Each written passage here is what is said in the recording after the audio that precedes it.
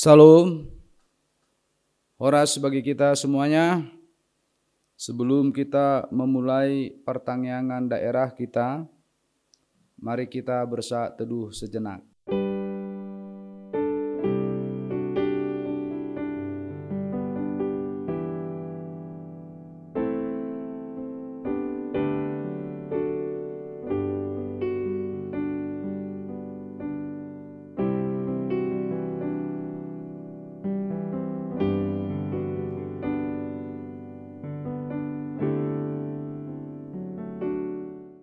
Amin. Mari kita angkat pujian kita dari buku ND nomor 723 ayat 1 dan ayat 2.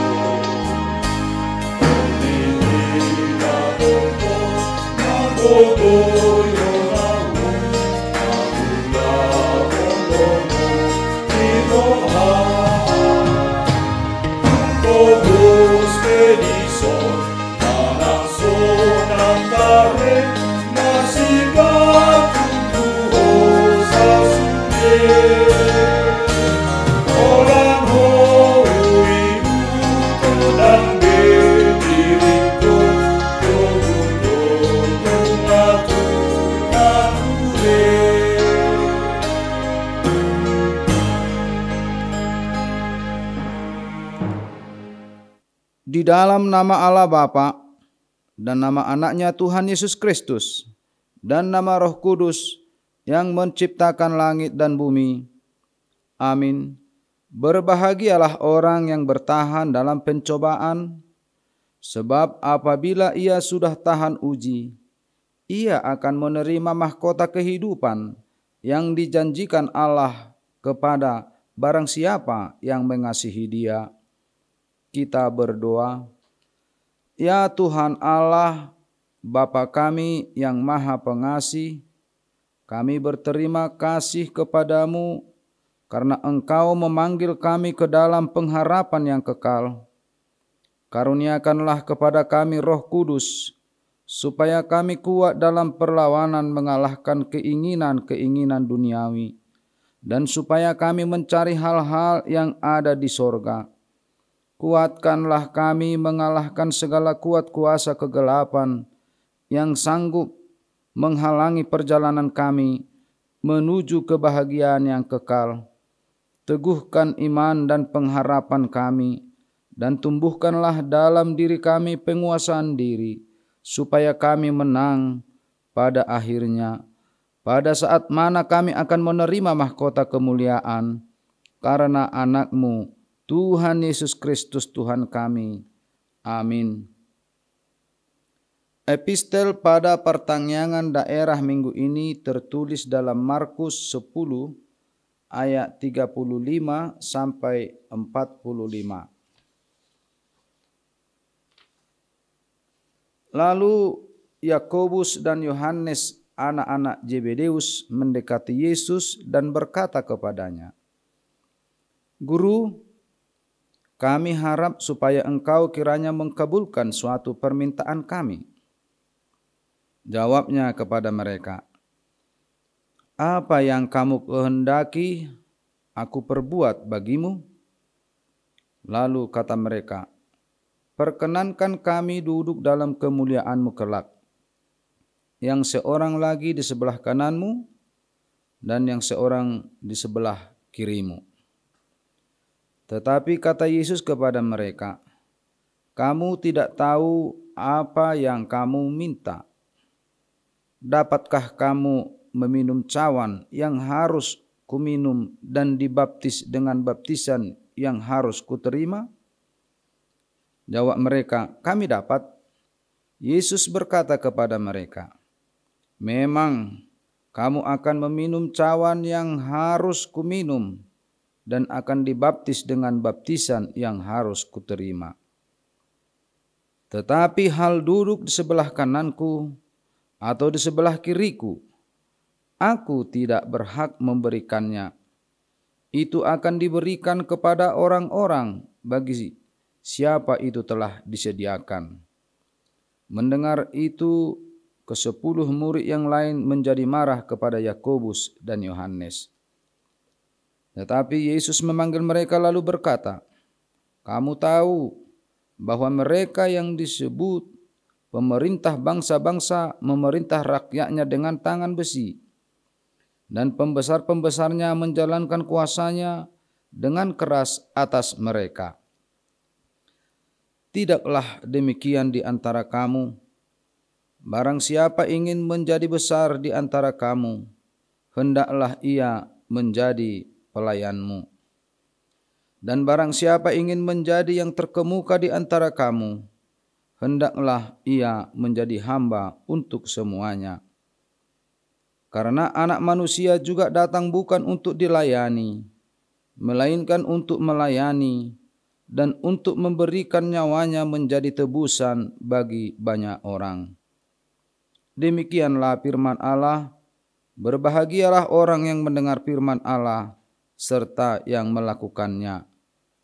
Amin. Kita bernyanyi dari buku ND nomor 765 ayat 1.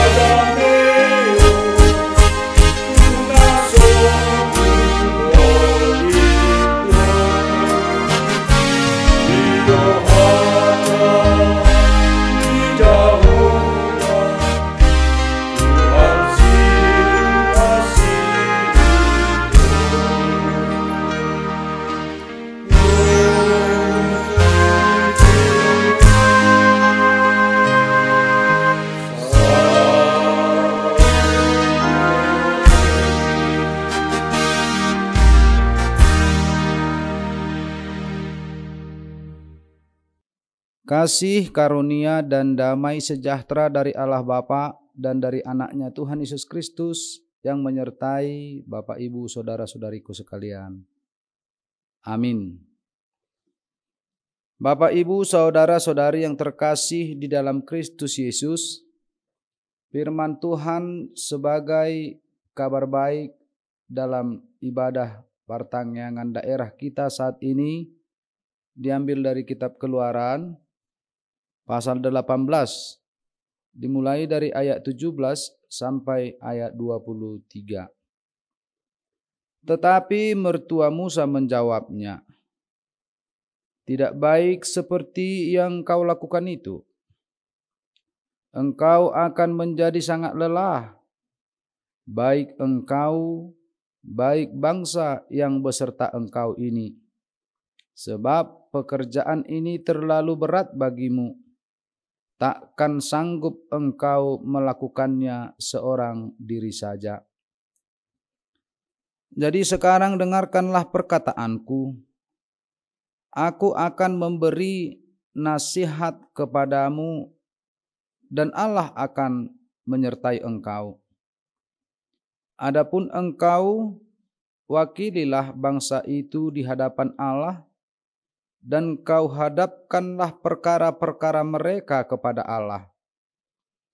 Kemudian haruslah engkau mengajarkan kepada mereka ketetapan-ketetapan dan keputusan-keputusan, dan memberitahukan kepada mereka jalan yang harus dijalani dan pekerjaan yang harus dilakukan. Di samping itu kau carilah dari seluruh bangsa itu orang-orang yang cakap dan takut akan Allah, orang-orang yang dapat dipercaya dan yang benci kepada pengejaran suap. Tempatkanlah mereka di antara bangsa itu menjadi pemimpin 1.000 orang, pemimpin 100 orang, pemimpin 50 orang, dan pemimpin 10 orang. Dan sewaktu-waktu mereka harus mengadili di antara bangsa. Maka segala perkara yang besar haruslah dihadapkan mereka kepadamu. Tetapi segala perkara yang kecil diadili mereka sendiri. Dengan demikian mereka meringankan pekerjaanmu, dan mereka bersama-sama dengan engkau turut menanggungnya.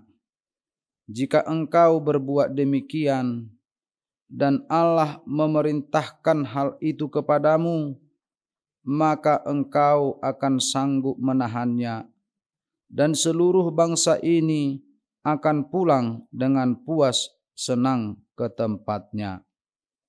Demikian firman Tuhan. Bapak, Ibu, saudara-saudariku yang terkasih di dalam Kristus Yesus, kira-kira 600.000 orang laki-laki, tidak termasuk di dalamnya anak-anak, dipimpin oleh Musa keluar dari perbudakan Mesir menuju tanah perjanjian, yaitu tanah Kanaan. Tentu dapat kita bayangkan bagaimana lelahnya Musa untuk mengurus, mengajar, dan memecahkan permasalahan mereka sepanjang hari. Tentu sangat melelahkan. Musa harus mengajarkan kepada mereka segala ketetapan dan perintah yang dia terima langsung dari Allah. Musa adalah satu-satunya hakim bagi bangsa Israel, sehingga setiap permasalahan di antara mereka harus diselesaikan oleh Musa sendiri. Musa memang seorang pemimpin jempolan yang mampu mengurus bangsa secara keseluruhan, sekaligus memperhatikan masalah perseorangan juga, mulai dari kehidupannya sehari-hari, dan keseluruhan hidupnya harus diurus oleh Musa. Hal ini menunjukkan kasih dan perhatian seorang pemimpin kepada setiap pribadi yang dia pimpin. Namun, di sini Musa harus belajar mengenali batas-batas kapasitasnya sendiri. Dalam nats ini, Yitro mulai mengamati potensi muncul dampak negatif pada diri Musa, juga kepada bangsa Israel itu sendiri.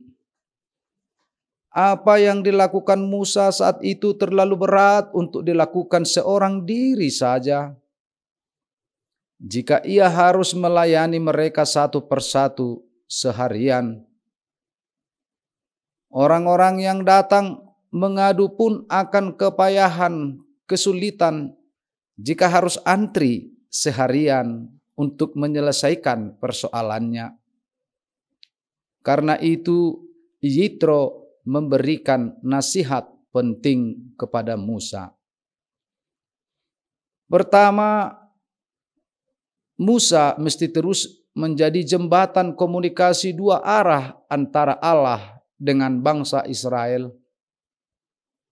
Ia harus tetap mewakili Israel di hadapan Allah dan menyampaikan perkara-perkara mereka kepada Allah, dan juga mengajarkan kepada Israel ketetapan-ketetapan dan keputusan-keputusan Allah, dan juga jalan yang harus dijalani dan pekerjaan yang harus dilakukan.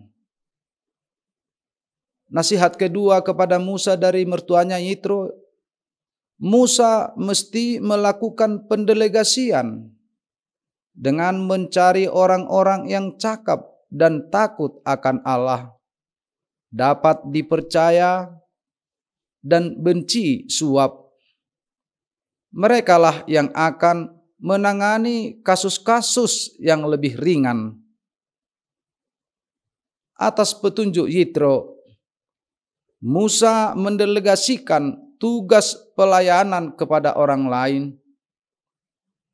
Ada bagian yang tetap ia pegang sesuai kapasitasnya sebagai pemimpin utama.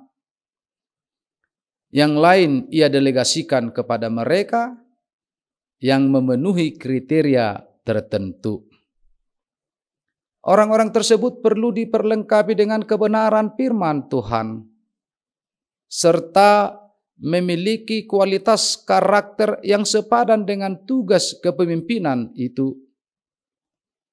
Kualitas itu antara lain cakap atau terampil melayani, takut akan Tuhan, dapat dipercaya dan diandalkan, serta memiliki integritas yang tinggi.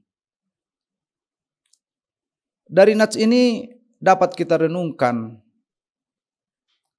bahwa pendelegasian seperti ini patut diteladani di dalam pelayanan, khususnya di dalam konteks gereja. Ketika tuntutan pelayanan makin bertambah, sewajarnya lah tugas-tugas tertentu didelegasikan kepada orang-orang yang terpilih, yang telah dilatih, dan yang selalu mengutamakan kehendak Allah. Dengan demikian, pelayanan di gereja atau di instansi-instansi atau dimanapun kita berada takkan menjadi ajang aksi sendiri atau seorang diri hamba Tuhan tertentu, tetapi persekutuan yang saling melengkapi di dalam Allah. Yang kedua, di dalam segala arah kehidupan sangat penting untuk belajar dan mempersiapkan diri sebagai orang yang dapat dipercaya, memiliki integritas, takut akan Tuhan, dan menghindari atau membenci suap, seperti yang dilakukan oleh Musa untuk beserta dengan dia melakukan pelayanan atau memimpin bangsa Israel. Sifat-sifat yang demikian dan perilaku yang demikian tentu akan dipakai oleh Tuhan menjadi alatnya dan memperlakukan ketika sebagai partnernya di dunia ini untuk menyatakan kerajaannya. Sifat-sifat dari integritas yang tinggi, takut akan Tuhan, itulah tuntutan yang kedua dari nats ini. Agar kita sebagai orang percaya tetap memiliki integritas, memiliki kecakapan, mau belajar, dan selalu mengandalkan Tuhan. Dengan perbuatan dan perilaku yang demikian, tentu kita akan dipakai oleh Tuhan untuk menyatakan kerajaannya di dunia ini. Yang berikut, nats ini mau menyuarakan kepada kita dalam hal kepemimpinan, tidak ada pemimpin yang sempurna kecuali Tuhan Yesus. Oleh karena itu, tidak boleh ada pemimpin yang bersikap sudah tahu segala sesuatu sehingga ia menganggap dirinya tidak perlu lagi belajar dan ditopang oleh orang lain. Tuhan dapat mengajar kita lewat firman-Nya melalui para pemimpin lain, bahkan juga lewat orang-orang yang kita pimpin. Kesediaan seorang pemimpin menerima saran berarti menunjukkan kebesaran jiwanya. Bapak, Ibu, saudara-saudari yang terkasih di dalam Kristus Yesus, kita sebagai pemimpin dimanapun kita berada, mungkin di tempat kita bekerja, terkhusus di tengah-tengah keluarga,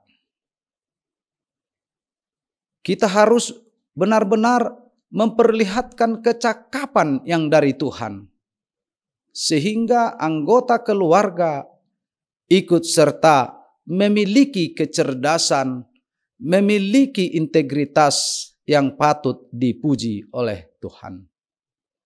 Barangkali kita pemimpin di tengah-tengah masyarakat, di tengah-tengah pekerjaan kita, ingat, seorang pemimpin tidak ada yang sempurna.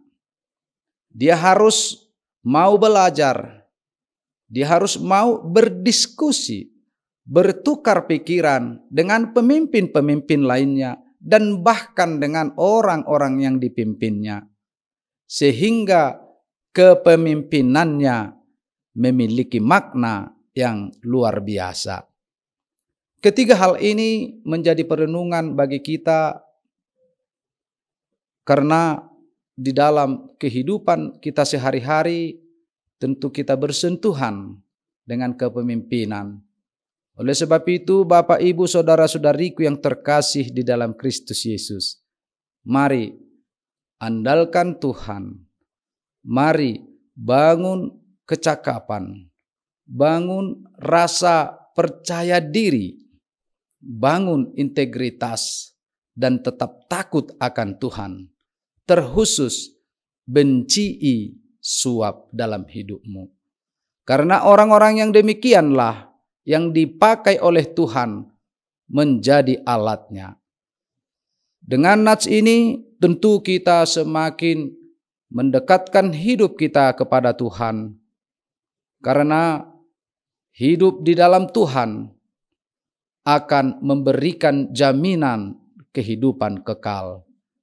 Hidup di dalam Tuhan akan memberikan jaminan akan kerajaan sorgawi yang telah diwariskan kepada kita. Terberkatilah Bapak, Ibu, saudara-saudari. Kiranya melalui nats ini kita semakin dimampukan dan kita menjadi pemenang dalam kehidupan kita. Amin. Kita berdoa. Terima kasih Bapa Sorgawi atas firman-Mu, kabar baik yang Tuhan sampaikan kepada kami, yang mengingatkan kami agar di dalam hidup kami mau belajar, kami mau membangun diri kami menjadi orang yang berkarakter akan Engkau. Dengan kuat kuasa Roh Kudus-Mu, kiranya kami semakin taat, semakin takut, dan tetap mengandalkan Engkau dalam kehidupan kami pribadi lepas pribadi. Berkati aktivitas kami, berkati seluruh kegiatan kami, terkhusus pengharapan-pengharapan kami, kiranya Tuhan kabulkan. Bapa di dalam kerajaan sorga, banyak sungguh yang kami rindukan dalam hidup kami. Kami yakin dan percaya kehendak-Mu yang jadi. Ampunkanlah kami dari segala dosa kami, agar kami semakin layak memuji dan memuliakan nama-Mu. Terpujilah Engkau Tuhan, kekal sampai selama-lamanya. Amin. Kita bernyanyi dan mengumpulkan persembahan.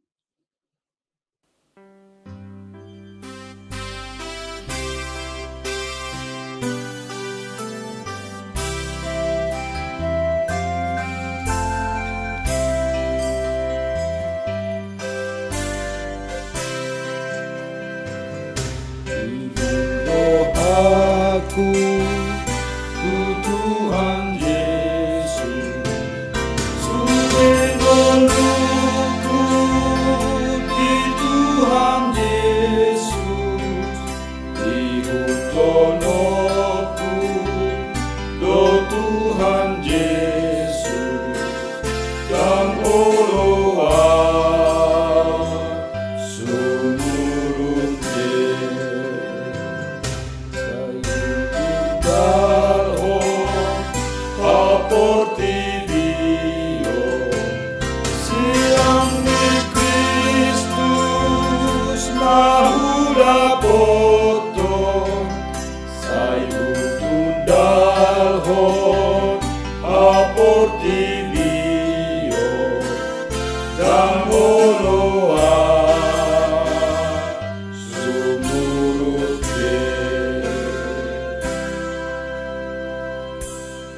Marilah kita berdoa untuk menyerahkan persembahan kita kepada Tuhan. Ya Allah Bapa kami yang di sorga, kami mengaku bahwa Tuhan adalah sumber dari segala karunia yang melimpah dalam kehidupan kami masing-masing. Sebahagian daripada karunia itu kami serahkan kembali sebagai persembahan kepada Tuhan.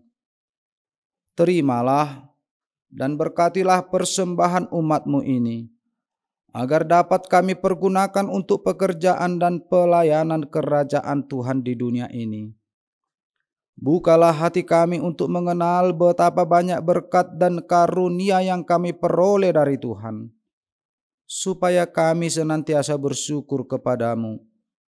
Di dalam nama Yesus Kristus Tuhan kami. Amin. Kita bersama-sama mengucapkan doa Bapa kami. Bapa kami yang di sorga, dikuduskanlah nama-Mu, datanglah kerajaan-Mu, jadilah kehendak-Mu di bumi seperti di sorga. Berikanlah kami pada hari ini makanan kami yang secukupnya, dan ampunilah kami akan kesalahan kami, seperti kami juga telah mengampuni orang yang bersalah kepada kami. Dan janganlah membawa kami ke dalam pencobaan, tetapi lepaskanlah kami daripada yang jahat. Karena Engkau punya kerajaan, dan kekuasaan, dan kemuliaan sampai selama-lamanya. Amin.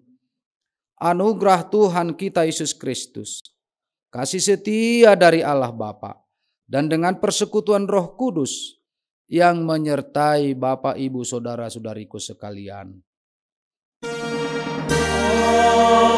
Amin.